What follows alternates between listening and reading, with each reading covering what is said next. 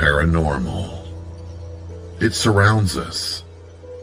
It's everywhere. Tonight, you will hear from the people who live and work within these highly active locations, all in the efforts to discover America's most haunted.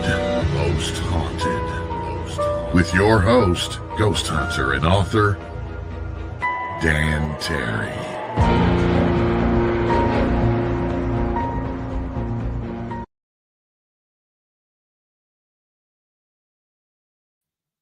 Good evening, boys and ghouls. I am Dan Terry, your ghost host with the most haunted, and it's Halloween season. God, I love this time of year.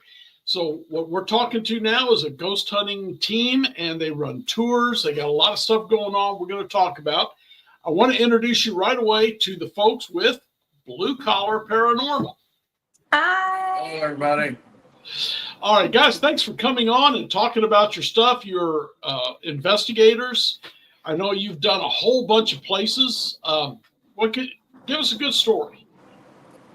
Well, I guess let's start off with what Blue Collar is and like what we do and like what our goal is.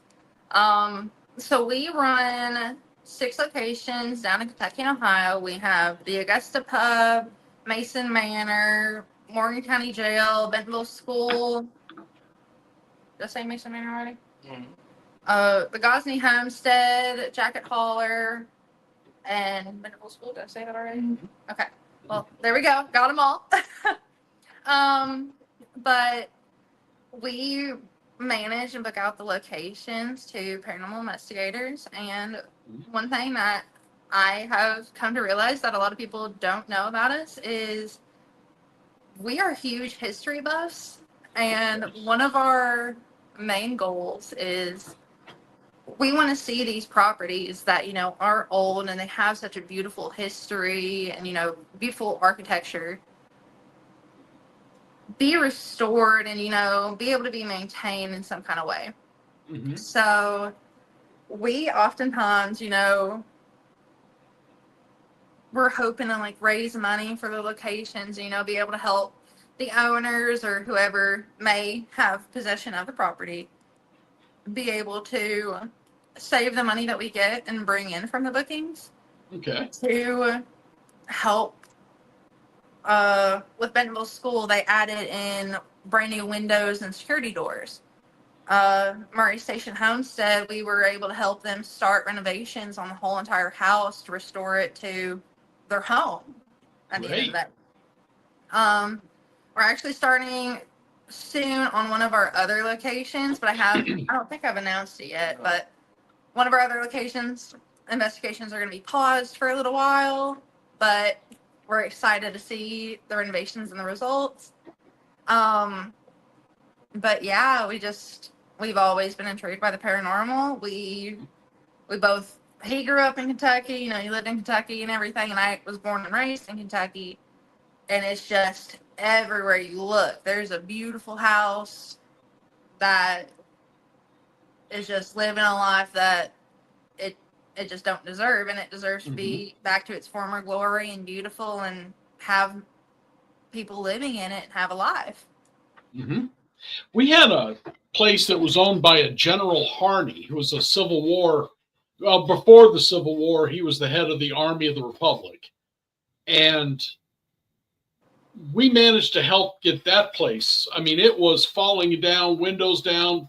The second floor was almost untouchable. And today it is a visitor center and a rental for events. That's awesome. Oh, yeah, it was great. And I'm glad to see you all are doing that too, because, well, for one thing, without history, a ghost story is just a campfire tale. It's nothing without history behind it. Yeah. But to save these old buildings that are so historical, I'm happy for you. That's awesome. Yeah, we love all of our locations. I will say that I love even our retired ones and our unavailable ones. I love every single one of them. Has a special place in my heart and always will. Can I ask you about the Morgan County Jail? I'm a retired cop and I've done a lot of jails, so I'm just curious about that place. The jail is actually one of our bigger locations, more popular locations that people I bet. investigate. Yeah, we absolutely love it. It's always, we always get something there. We've had it's a jail, obviously, so the main entrance to it, that door, is pretty heavy. So, it takes some force to open and close it, and there's only one key, two keys in existence to open that door. Mm-hmm. And we've had it slammed on us, had tour guides go and it be open, and no one's been there that has the key. Uh-huh. So it's open, had it slammed on us. We've had people catch shadow figures, voices. There was even a audible scream caught, but it hasn't been. They haven't posted the evidence for that yet. Okay. But I was there with that investigation team. We actually had quite a few people there. There was only 4 women, and 3 of them were out. Well, 2 of them were outside. I was up. Well, one of them's me. One of them was in her car, and the other was actually doing the interview on camera. Okay.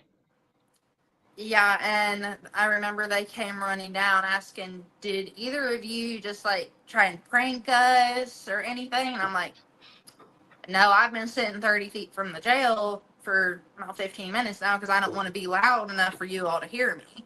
Right. But we've always had quite a hoot with the jail. It's Okay.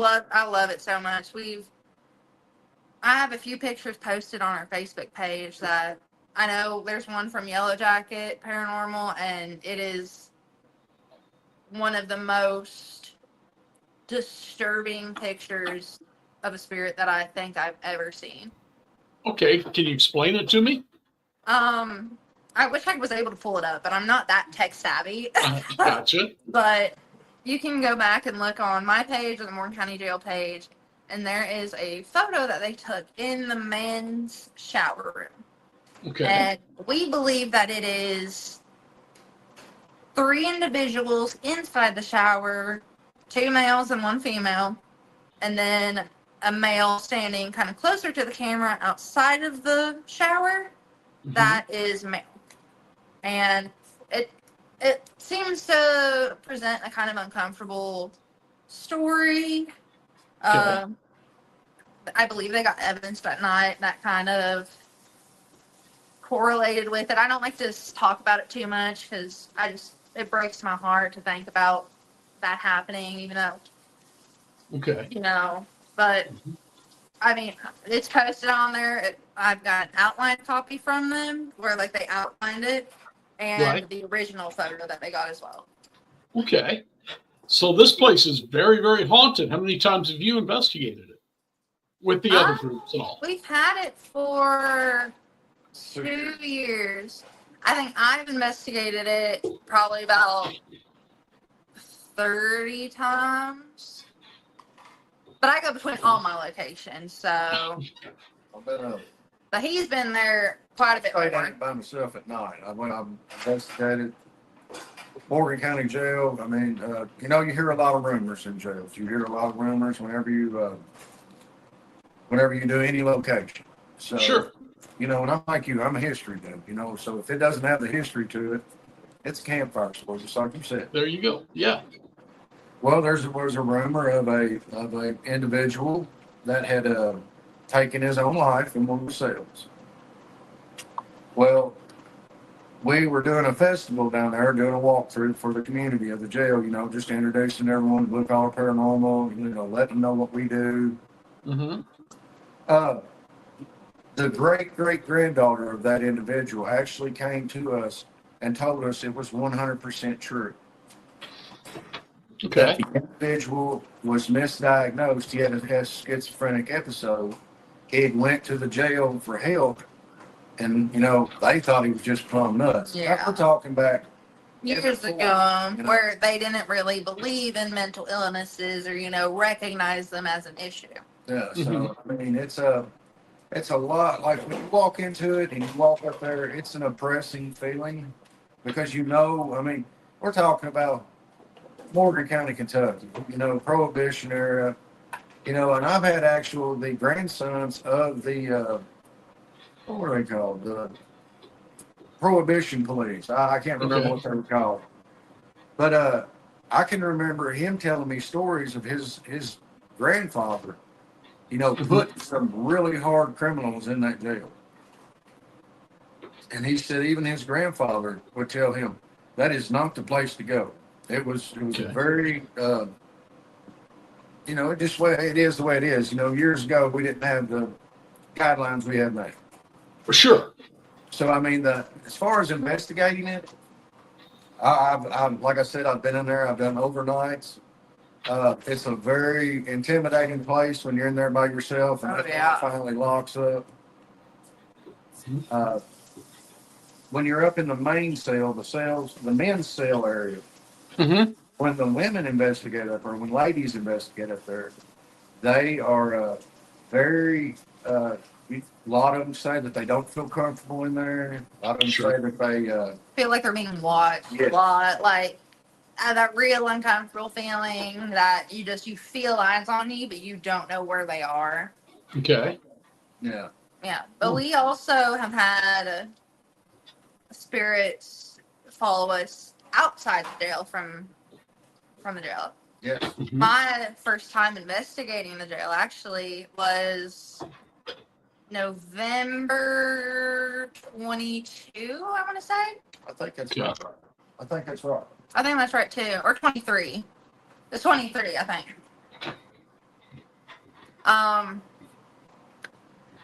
It was my first time going to the jail, and I go to school at Moorhead State, so it's about 30-40 minutes from it. Okay. And we lived in Maysville, it's kind of like a straight line, a beeline. Well, my dad was heading to the jail, and I was like, well, I want to tag along. I want to see what it is. I finally want to see it. So I just followed right behind them on their way past my college, and, I was in my little Bronco Sport at the time. Got there, I spent a little while there. We went out to eat. And by the time I left, it was about 1 o'clock in the morning, I want to say. Okay. And I'm like, well, I don't want to stay in the dorms tonight. I want to go home. Like, it's the weekend. I want to go home. So I got myself prepared. I'm like, an hour and 30 minutes. I can do this. Mm-hmm. I was wrong. At least it wasn't an hour and 30 minutes. It was about more like 3 hours. But, we had investigated the jail and everything. And there is a spirit in the shower of the jail, the men's shower, that I was telling you about earlier. And we call him Baby Love, I believe. It's either Baby Love or Big Sexy. I call him Big Sexy. Okay. But he gets mad at names. So that's why we do it. He won't come out unless he's upset with you. Okay. That's And weird. he's a very oppressing spirit. He does not like people in his space. He does not like people to talk about him or make fun of him. He's got like little man syndrome at the end of the day. I told him that before. And I got in the car. I'm all by myself. And if anyone's ever been to West Liberty, Kentucky, to Moorhead, Kentucky on that road, there's about 20 minutes where you don't have any service whatsoever. Okay. Depending on your carrier. At the time, I had Verizon. So I start heading out, and it's a back Kentucky road. There's no street lights. Mm-hmm. All that's in front of me is my high beams. And all that's behind me is my brake lights. So I start driving, and I'm on the phone with my boyfriend, now fiance. And, the line goes short. Like, it goes dead, obviously, because I don't have any service. And I'm like, okay, I'm just going to listen to a little music. So I try to turn on the music, and I'm looking at my screen, and I just happen to look up in my rearview mirror, because I'm like, I have a weird feeling right now. Like, I feel kind of like someone's watching me. Like, there's just something about it. Just the back of my neck creeping. and I see it. He's huge, right behind me, in the Okay. back seat on the driver's side. Huge, like his shoulders, he's hunched over, his head can't stand straight, and he's just like in the back of my seat. Now, He's was you behind seeing a me. shadow or was it Yes. okay? Like it felt like there was an actual human being behind me. Okay. Like it was that, but complete shadow. He Hmm. turned the lights on. You could still see the outline. Like he was not going away. Oh, wow. And so I think I know who this is, but I start freaking out because I'm like, I just feel the setting of pure dread and like something bad is about to happen, like really, really bad is about to happen, and nothing I can do is going to stop it.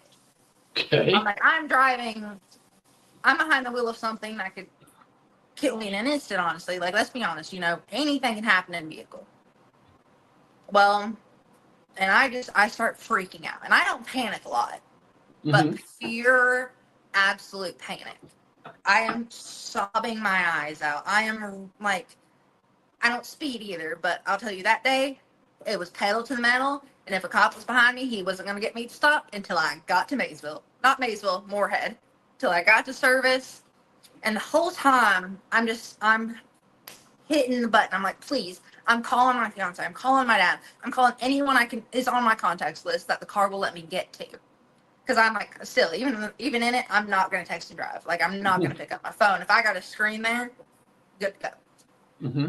So I'm like sobbing my eyes out, and I'm like freaking out. And I start to feel the pressure, like two hands on the back of my seat, like literally starting at the bottom of it and just slowly, agonizingly slowly going up. And finally, I feel it go around and like fingertips touch my shoulders.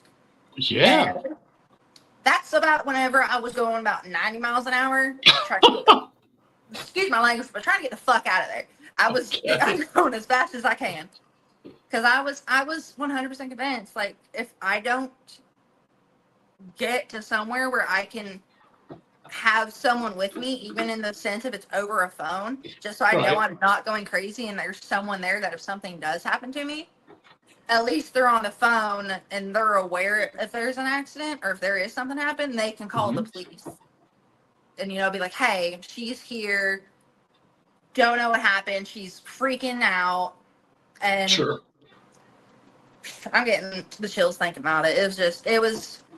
I have to say, the scariest experience of my life. So could you still see him at that time in the mirror or did I you look? I saw him the whole entire time there was no service. Oh, But wow. whenever I got back into signal range in Moorhead, it kind of like it started to feel like, I can feel the pressure of his fingertips on my hand, but like just feel him kind of like go away. And I'm looking back, and I look back once and he's gone. And then I'm looking at the road, and then I check again just a second later, and there he is. And I can kind of just see a smile. I have the chills. Like, my hair is, oh my God. My hair feels funny, but like I kind of see a smile on his face. Like he enjoyed scaring me and making me feel like I was going to hurt myself or get in an accident. Okay. And he just didn't see him after that, at least that day. And I stopped in Moorhead, and it was about 1:30 at night. It's a college Okay. town, so I don't want to be alone in the middle of the night anywhere. But I got out of my car, and I carry sage spray with me because I don't like using the smoke because it bothers my breathing. So I use sage spray. Okay.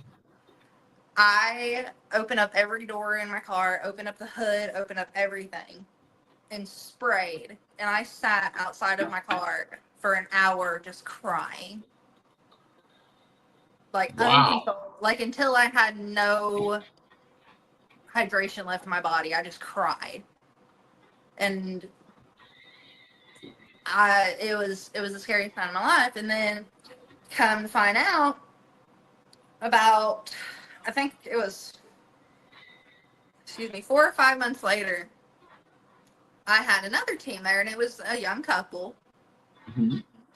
And they messaged me a few days after their investigation, and they were like, "We would like to ask you a question about the jail and experiences that happened there." And they experienced the same thing. They were like, it was like as soon as we hit the dead zone, and we had nobody there, to help us if something did happen.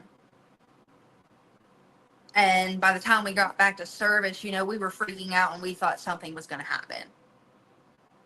And I told them about my story, and that was the first time I ever told anyone outside of my fiance and my dad and my family what had happened. But it gets better. Do you think?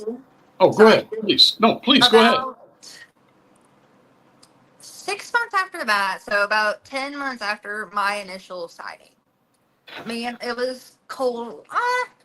It was just starting to get chilly out. I would say it's about that time of year. It's Kentucky. It's the hills. You never really know.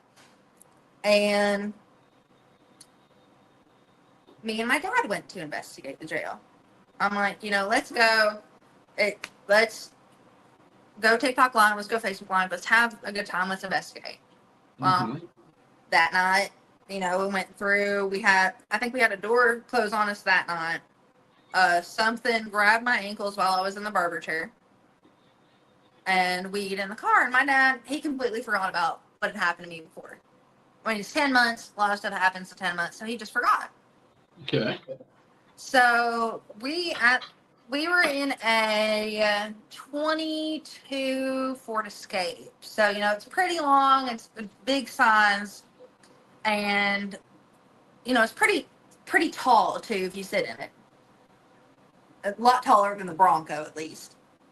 But we start driving, and we get a little bit into the dead zone, about 3 or 4 minutes, and then my dad looks over at me, and I'm half asleep. But I'm also like, I can't go to sleep because I feel like something's wrong. Okay. Like, the pit of my stomach, I'm like, I feel like I've been here before. I feel like this is not okay. I feel like something's going to happen. And he said, "Shelby, is there someone in the back seat behind me?" And I said, "You see him too, don't you?" I said, "He's doing it to you right now, isn't he?" He said, "I feel something pushing on my back." Mm-hmm. And I said, "He's doing it on purpose." I said, "This is not the first time he's done this. It's Baby Love, Big Sexy, whatever his name is. We call him a bunch of stuff." I said, "It's him. He's mad at us. Like, he's mad." Okay. And he was like, he said, "I don't know if I can finish just driving this road." And I said, "If you need to, pull over." Mm-hmm. Because that's how he's making you feel. That's how he made me feel. That's how he made other people feel. Right. And I'm shaking right now. Like, Mm-hmm. I don't know if you can see it, but yeah. like, I grasped my hands together, but I'm like, and he didn't freak out as much as I did, but he was still pretty shooken up. Like, now I see how scared you were and why you didn't want to come to the jail for months. And I'm like, yeah, I'm pretty spooked by that one. And so we finally got to Moorhead, and I'm like, just pull over. Let's sage the car right now. Let's take every preventative measure that we have to send his ass back, because he is not coming home with us. And he doesn't. I don't feel like he wants to come home with us, though. He just wants to intimidate. He just wants to scare us. He wants to intimidate us. He likes that fear that he embeds in people. And I don't know how he can leave the jail. I don't know how he can ride in a car with us going 80 miles down the road. Because my dad was scared too. He was going pretty fast. Uh-huh. I mean, like, and I'll say to anyone, if you were a cop, if you were in that situation, would you get your ass out of there if that's possible? Yeah, I think so. Yeah, like, and luckily we didn't get pulled over and there wasn't an accident, but it was That's quite a story. And Yeah. oh, that's amazing. Okay, well, listen, can you hold on for a minute? I have to step away and do a couple of commercials, and we'll be right back to talk about some of the less frightening places. They're all pretty scary, so I don't know if we'll get that. Well, I like to hear that. But all right, we'll All be right. right back, so stand by. Guys, I've done a lot of jails. Most of them, the spirits were actually quite friendly. I've never had anything happen to me like that coming from a jail or really from any of the places. But is that scary to you? Because you're driving down a road with no cell phones and there's a shadow. I've told you some of the stories about the shadow people I've dealt with, and that would frighten me for sure. And what I'm going to do now, it's not going to frighten you at all. Just watch and learn, and I'll be back in just a minute.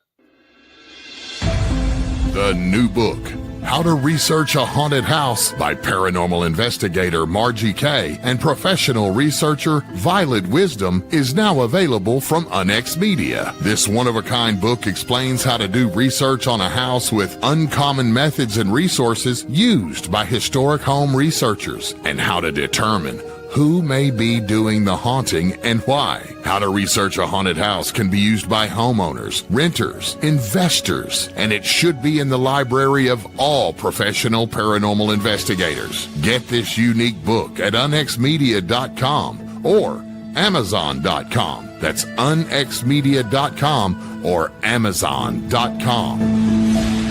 The Unex Network presents a health and wellness spiritually based brand of hemp-derived CBD products made by Hopewell Farm in Harrogate, Tennessee. We apply our Cathara energy work with all of our plants and products. Our products made in small batches with only 2 ingredients of pure hemp, full spectrum crude oil, and coconut-derived MCT oil. Third-party lab tested for potency and legal THC levels with 6 strengths of 1 ounce oil to choose from. Know what you're buying and get what you pay for from Hopewell Farm. Applied directly to a specific area, Hopewell Farm topical salve in 1 ounce and ½ ounce sizes, made with pure hemp crude oil, comfrey extract, and all natural ingredients. Find the Hopewell Farm link and coupon code on the Unex Network website at unexnetwork.com. That's unexnetwork.com.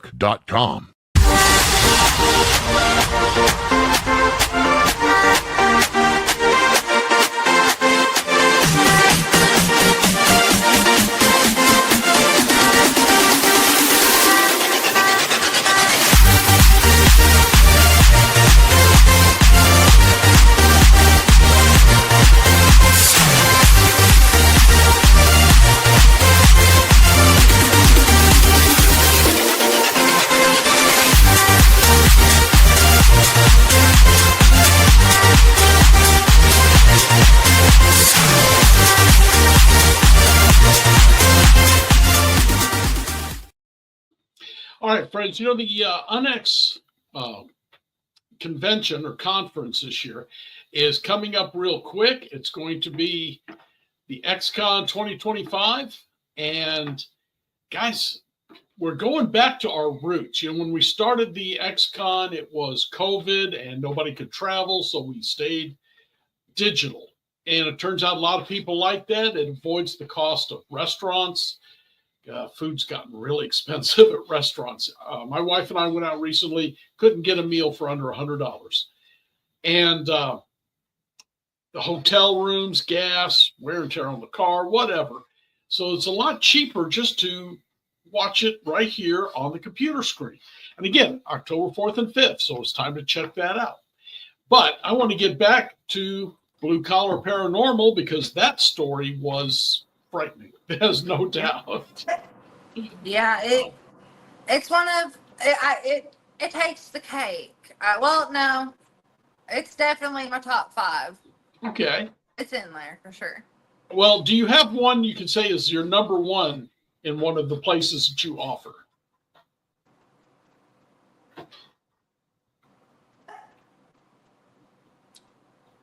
I have one about Woodlawn, but it's not available for investigations right now. So I think I should go with one that I do have Okay. open. I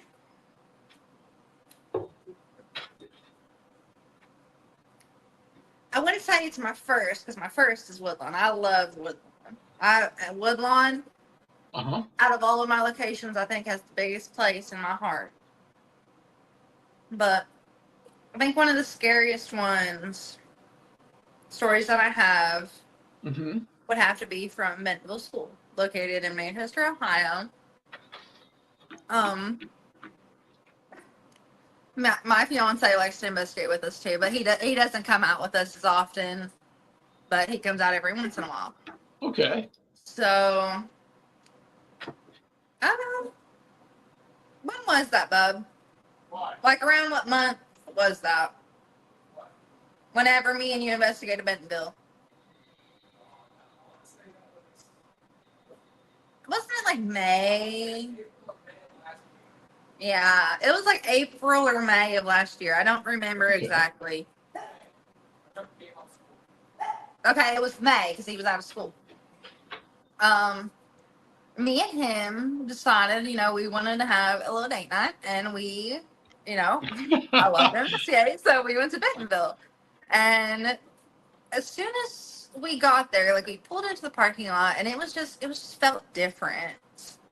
I don't know what it was, but it felt different. Okay. I'm like, okay, bub, like I'm a little freaked out right now. Like it shouldn't be this dark this fast. Like yesterday it wasn't dark at 7 o'clock and now it's pitch black.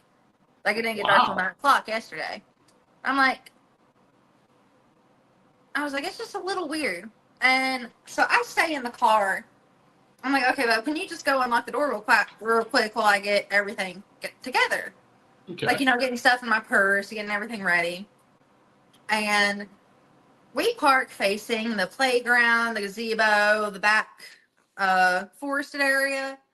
So I'm facing that direction. And he gets out of the car and he goes to the door that we go in and take investigators in through the school.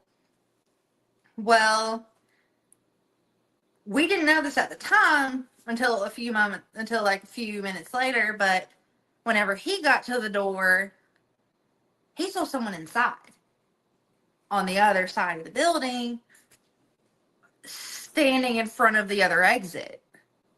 And he said, I didn't see any, they were just wearing all black. He said, there was, I cannot hear you. I think your mic is muted. Yes, you're right. Was he seeing just a shadow, or was he seeing somebody with face color and skin color? Was it a shadow, bub, or was it like an actual person with features? It was a shadow. Okay. But he said you could tell it was a person there. You could tell it was a bigger, buff person standing there. And I'm in the car and I'm putting stuff in my purse and I look up. I just happen to look up and I immediately, my eyes are drawn to the gazebo. I'm like, something just moved there. Okay. Like, eyes are attracted to movement. Like if something moves, we're gonna clock it. And I keep watching and I'm like, I lean forward and I just start looking. And I'm like, there's no way. And I see a shadow walk up the gazebo and around and it did a really weird walking pattern. So it walked up through the picnic tables and went in the middle of the picnic tables. And as it passed my eyesight of the first pillar, okay, vanished. Like it took that step and it vanished with the post. And we didn't know yet because we hadn't talked yet. So I'm like, I turn on the high beams. I turn on everything I can to get a light over there. Right.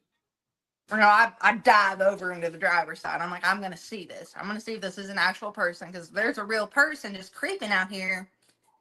Then I don't know how safe it is for us to go in the school. Sure. But, that's never the case. So I'm like, this is really, really weird. And so I start blowing the horn. I'm a very loud and obnoxious person sometimes. And if I need to get someone's attention, I'm going to use the loudest thing that I have there to get their attention. So I just start blowing the horn.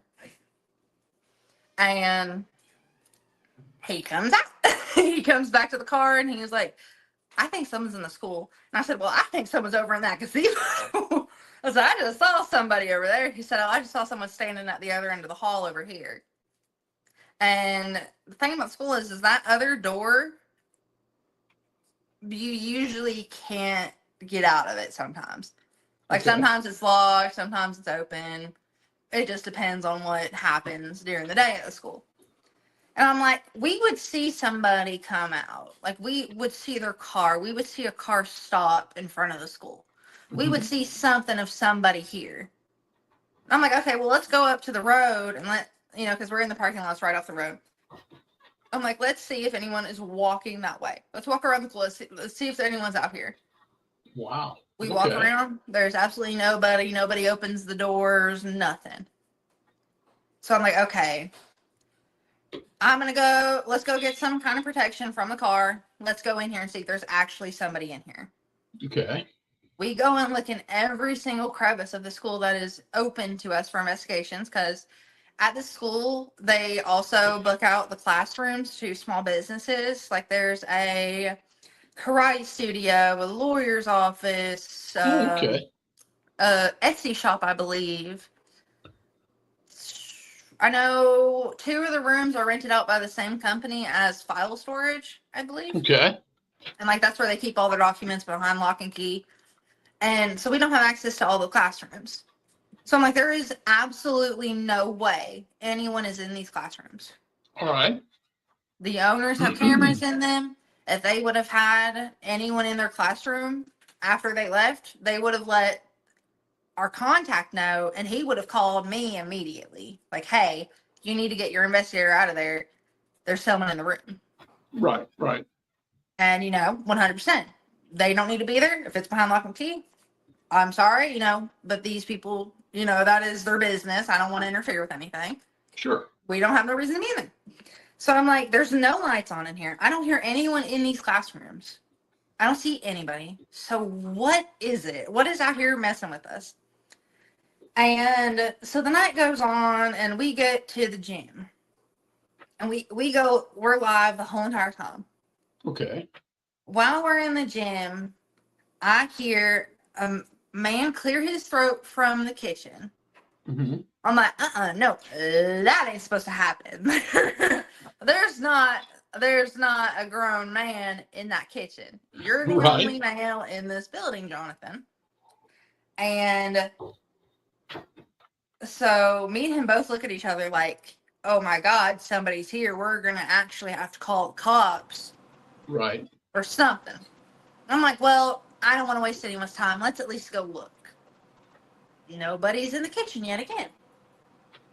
So I'm like, Jonathan, I'm a little freaked out. Let's get the tripwires out. Finally, let's put them in the kitchen. Let's get our other tripwire and let's do an Estes session or something. Let's try and communicate with this spirit because it obviously wants to talk to us. And the whole entire time, I'm still getting that, overwhelming feeling and, oppressive. Mm-hmm. And, just something's trying to keep my personality down. And I have a very big personality. And I'm like, I just feel like something's fighting right now. And he said he felt it too. It's like, I feel like something's, on my back. Is what he was saying. And so I'm like, let's at least give it a shot. Let's just try. Let's get the cat balls out, the REM pods, everything we have. Right. I'm like, okay, Jonathan, you go do it. Because I don't know if it's trying to communicate with you in here or if it's trying to communicate with me, but you're the one that's seen it. He let him see you. Mm-hmm. Well, he let you see him. Sorry. Gotcha. And it was just, he went under. And we were getting some really good responses, but it was it wasn't our usual spirits. Like, we have Sheriff Perry, we have Emma, we have Mr. Roush, you know, we have there was a young lady that was unalived in the back property of the school. It wasn't her. I'm like, who is this? This seems like answers that are really aggressive, really, Okay. really just, you know, not right for the school. This isn't the right energy for the school. Mm-hmm. And we hadn't talked. Okay, sorry. Emma is a young girl that unfortunately passed away at the school. Not at the school, but she was getting off the school bus and was unfortunately hit by a drunk driver. Oh. Yeah, it is located in front of one of the most deadliest intersections in Ohio. So it's not the only accident that's happened there. Mm-hmm. And we actually found out not long after this occasion happened that they used a portion of the school's property for emergency airlifts. So that filled up a lot of the mystery that we didn't know of some of the stuff that was coming through. But Right. that night, he's under Estes, and I'm asking the questions. And I'm sitting in my, I have my own chair. Something very, very about me is if you know me, you know my chair, and I will do anything for my chair. I love that thing. So I set it up, and I had my back to the stage, and the stage was open, and I'm right between the vents that are in the basement, like at the roof of the basement. You know, they're under the stage. And I hear something in the closet at the end of the stage, about 15 feet away from me, I want to say. If you've ever been in the jail, you know exactly what I'm saying. Right in the middle of the stage, I'm sitting on the gym floor in my chair, not on the floor, but my chair is on the floor, not on the stage. And I hear something in the closet, and obviously I'm a curious person. I'm going to turn my head to look. As I'm turning my head, I've never been punched by a grown man before. But that night, I thought my jaw was genuinely broken. Like, Really? so as I turned my head, it was just like, and like, Oh. I was like, my teeth were hurting, my jaw, my ear, and it actually swelled up like about that wide out, and it was just red. And it was red for about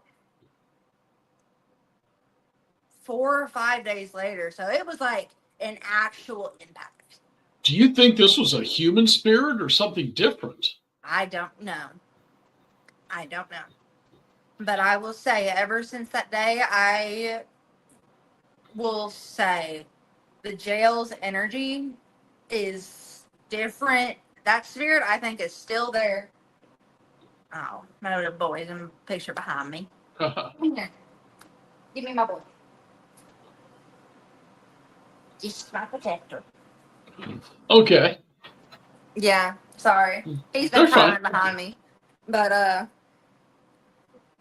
it was one of the most physically impacted experiences I've ever had. Yes.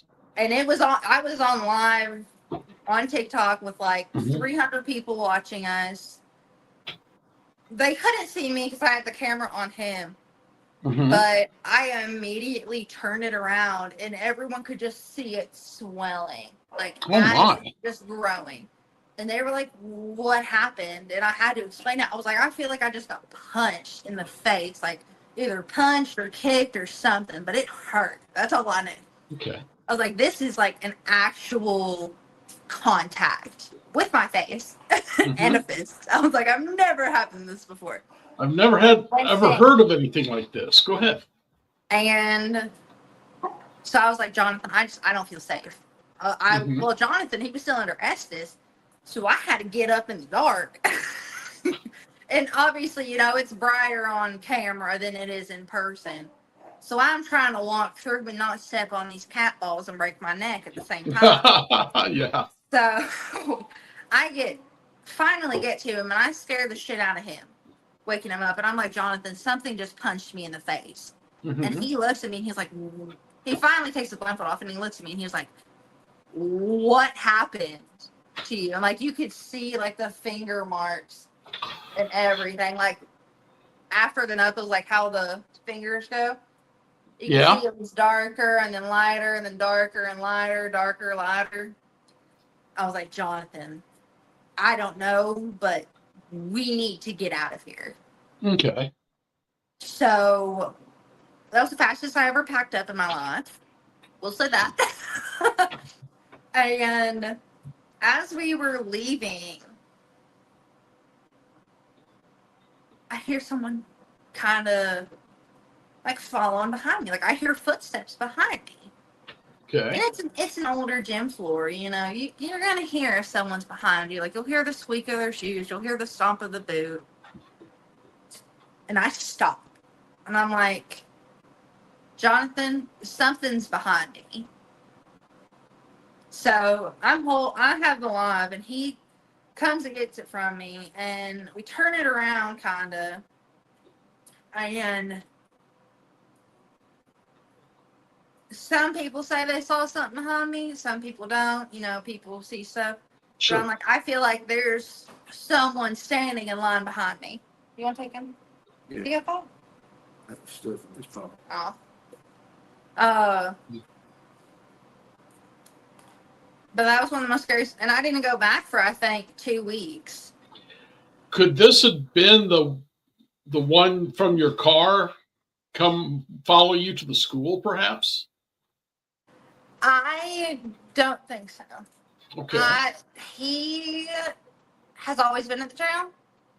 Every time we go to the jail, he's there because we, you know, we always get a reaction out of him, so we know it's him. We know he's still there.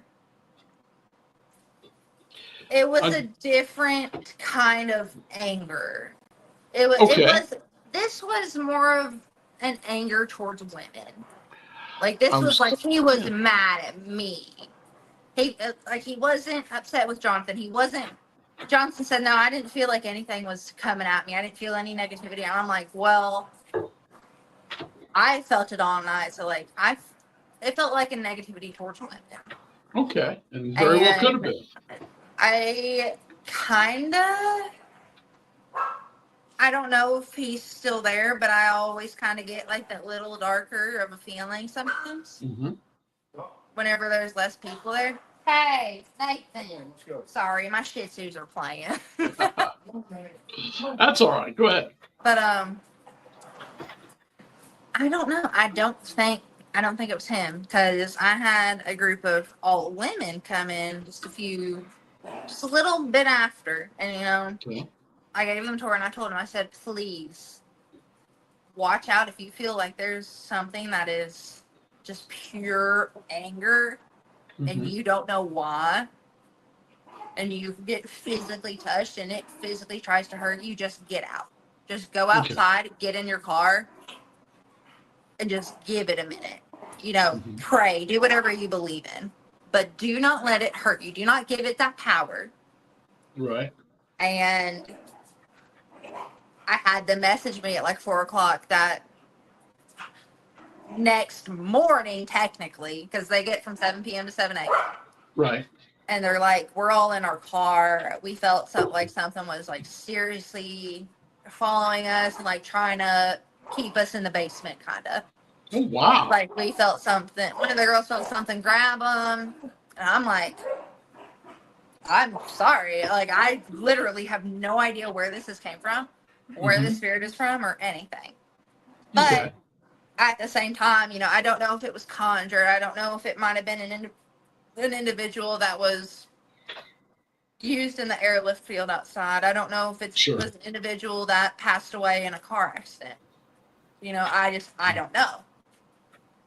But he hasn't been as active recently. I haven't got as many complaints about physical harmful contact. I didn't get very many anyway, but a few of them were like, I feel like something's pinching me a little too hard. I feel like I have some serious scratches on my back. I had one girl say that she felt like she got kicked. And after that investigation, I was like, okay, I'm gonna go back. I'm gonna get an answer because I'm not afraid of it anymore. Now I know it's there. Right. So me, my dad, and Jonathan went to investigate. And we get to the gym, and I'm like, last time I was here, you know, I don't know if it was, I've been there prior, but, you know, one of the last times I was here, one of you punched me in the face. And I know you all know Right. who I'm talking about. I need you all to bring him here. Get him to come. Okay. And, you know, I was standing up for myself. Uh-huh. I'm always, you know, that's what you have to do. At the end of the day, I tell everyone a spirit is, you know, we all have a spirit. It's just like if there was a grown man standing in front of me right now, I tell him the exact same thing. I am not afraid of you. You are not going to hurt me like that. You are not going to treat me like that. You're not going to treat anybody like that or any woman Okay. like that. You know, you need to get over whatever you're upset about or get out. Mm-hmm. And I felt like I was kneed in the ribs. Like I genuinely doubled over. Wow. Yeah. This is a And, wild spirit. yeah, he does not like women. He Apparently. does not. And after that, though, you know, I feel like he kind of gave me like the final, you know, F you kind of. He Okay. was like, you know, F you, but I'm going to listen to what you said. You know, I kind of took a bit of his power away. Mm-hmm. Because at the end of the day, a negative spirit, it feeds off the power that you give it. You know, if it knows that you're afraid of it. Oh, yeah. I see. Sure. Yeah. And I haven't gotten a lot of complaints about it. I still get, you know, I feel like something's touching my back a bit too long. Mm-hmm. I feel like something, you know, is stroking my hair, you know, has touched my face, or, you know, a little slap somewhere on the body. And I'm Right. like, tell him to cut it out. I tell everyone, tell him to cut his shit off. And tell him you're not afraid of him. He will stop. Because Okay. he hasn't hurt me ever since that day. You know, we're about to run out of time, but I love the Oh. stories. We got to get you back because that was awesome. Yes. But what can you tell us about your big ones coming up in October 31st at the Augusta Pub? Well, the Augusta Pub, we've done events there before. It's actually one of our locations, but it's only available on Mondays. Okay. The Benchmark Inn, we're working on making it an investigation thing. We're just trying to figure out the logistics about it, but hopefully that'll be figured out pretty soon. But the Augusta Pub has quite a lot of history to it. There's been murder suicides there, people falling down the stairs and, you know, not making it. Ancient history that, you know, I won't go into right now because I don't want to get stuck in a story again. But yeah, it's going to be a lot of fun. We're starting at 6 p.m. We're going to have costume contest, costume party. Oh, wow. You know, order yourselves a drink, get some food. Let's have a great time. Raffles, you know, a big ghost telling party at the end of the day. And where do people find out information about these two places? The information for the locations aren't really publicized very much. It's more of like whenever you come to the location, we will show you the records because you know they are still running businesses, and I don't like to publish all of our history online. Sure. So I meant how can they find out how to get there? Do they pay tickets? Do they pay to you? I have tickets available on our Facebook page, Blue Collar Paranormal. You can find it on all of our location pages. We have Mason Manor, Morgan County Jail, Bentonville School, Gosney Homestead, Jacket Holler, all of them. I mean, I said them earlier, but we have them on Woodlawn too. I still have Woodlawn's page active. Okay. I have an event listed, so if you go to it and you look up events, or if you go to events on your Facebook and type in, goodness gracious, what did I name it? Like the paranormal weekend, but you'll see it on our Facebook page. Okay. Read the description, get to know about it. I have a ticket link on there. Buy your tickets. You can get a raffle tickets as well. We're gonna have booth shape, not booth shaped, ghost shaped stuff. I might actually get a little surprise engraved with Blue Collar Paranormal and the date and the event. Mm-hmm. So that'll definitely be like a first place All right. ticket prize, and I think quite a lot of people will be interested in it. All right. Well, we'll get the word out, but I do have to go. Would you hang on for a minute? Let me come back to you as soon as I get done here. Would it be all right if I tell you about the Benchmark Inn real fast? Oh, please go right ahead. Awesome. Well, the Benchmark Inn is right behind the Augusta Pub on the same block. You can literally walk through the back parking lot to it. It's about 10 feet. It's pretty amazing. If you want to investigate both nights, you can buy both night tickets. Book yourself a room to stay at the Benchmark Inn for both nights. Mm-hmm. You know, we're gonna have a kids investigation on the first, actually. So, you know, for the younger people that do want to get involved with it, that, you know, has had an interest paranormal, we'll have all of our equipment out available. Have little kids crafts, investigate with kids. Then November 1st is the adult investigation at night, like around nighttime. Then the second, we're gonna have a breakfast there with all our investigators that stay with us. Oh, that's awesome. Yep. All right. Well, we will get the word out, and can I get you to come back sometime soon, because I love your stories. Schedules up again. I will do that. All right. Hang loose for a second. I'll be right back with you, okay? And thanks for being on. You've been a blast. You're welcome. Thank you for having me. Talk to you in a minute. Wow. A lot of stuff there. So we got to get her back and get some more of those stories. But friends, I do want to hit just very, very quickly. UNX Network, go to unxnetwork.com, drop down a little bit on the front page, become a member. You get the blog. The blog has been, like I've said before, burning up. We got the Tic Tac UFOs being seen, cryptids, Mothman, winged humans being seen. A lot of stuff going on there, and you'll get it from them first. We also had the newsletter, which comes out, I think, almost daily, talking about what's going to be on the network. And you guys know this network has everything you want: conspiracies, shows about cryptids, more ghost stuff like this show, ghost hunting places in other countries. It's great. Just this is a place to go if you're into that. And also you get the magazine, and the magazine comes out every couple of months. It comes directly to your email. It's free if you're a member. And the books, the magazines have some great writers in it. They even let me write it on occasion. This particular one here, the darker one, has two of my stories. One about the battleship North Carolina, and one about legends of Halloween. This one here, I actually had a story in it about haunted dolls. Again, this one, The Last Call at the Devil's Diner, it was a big cafe restaurant on Old Route 66. I got to ghost hunt it. I was on the first ghost hunting group ever there. We had some amazing, incredible adventures, and it got hit by a tornado last March, and it's pretty much gone now. But I did write the last story, and it was printed there. A lot of stuff to join up, so what are you waiting for? Check it out. unxnetwork.com will get you started. And I'm going to move on and talk to these folks a little bit more, because those stories were incredible. And I will tell you all, hey, it's Halloween. You know what to do. Go out. Have a good time.